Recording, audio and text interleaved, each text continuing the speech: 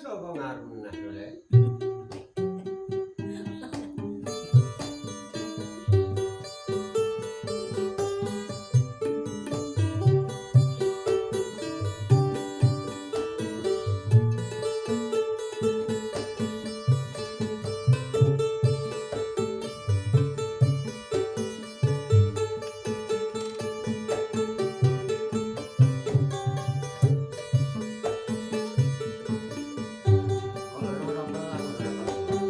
Blitar kutha cilik kang kawentar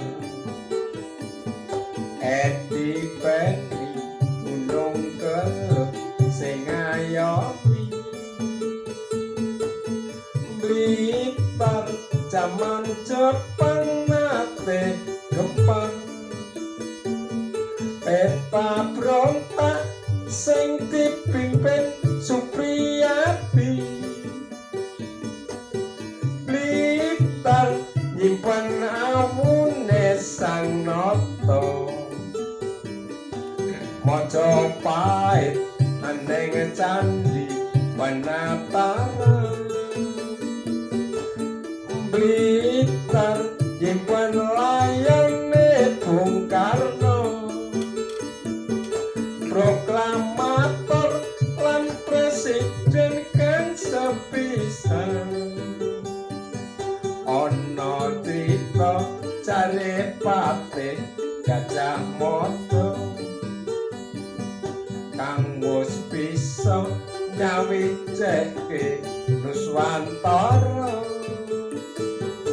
lan uga Bung Karno kang kondang kaloka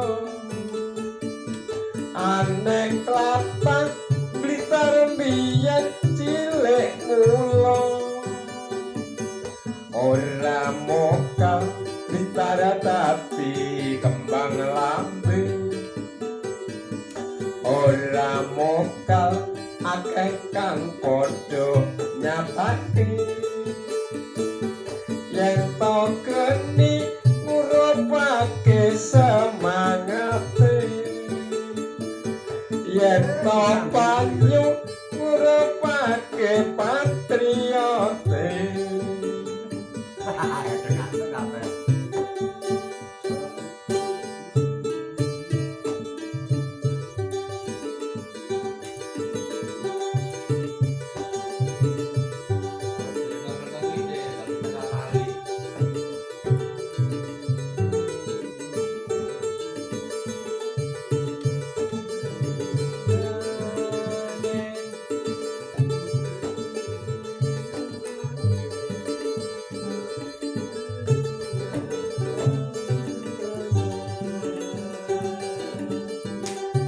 ana crita Carepate Gajah Mada kang wis bisa nyawiceke Nuswantara lan uga Bung Karno kang kondang kaloka aneng tlatah Blitar mbiyen cilik mula ora mokal Blitar